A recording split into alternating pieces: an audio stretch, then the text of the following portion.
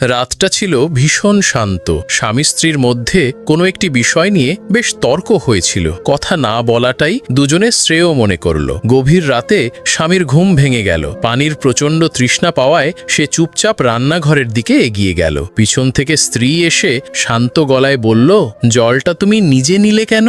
স্বামী কিছুটা রাগের সাথেই উত্তর দিল, এখনো আমার হাত পা সবল আছে, কারো ওপর আমি নির্ভরশীল নই। এইটুকু কথা শুনেই স্ত্রীর চোখে জল এসে গেল। সে ধীরে ধীরে বলল, ঝগড়া তো হতেই পারে, তাই বলে আমার অধিকারটুকু কেড়ে নেবে? তোমাকে নিজের হাতে জল দিয়ে যে শান্তিটা আমি পাই তা তুমি কখনোই বুঝতে পারবে না। দরকার হলে সারা জীবন কথা বলো না, কিন্তু জলটা কখনো নিজে নিয়ে খাবে না। এই কথা শুনে স্বামীর সব রাগ যেন এক মুহূর্তে জল হয়ে গেল। সে ভালোবাসার চোখে স্ত্রীর দিকে তাকিয়ে তাকে জড়িয়ে ধরল।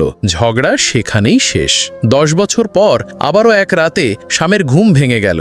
আজও তার ভীষণ জল তেষ্টা পেয়েছে।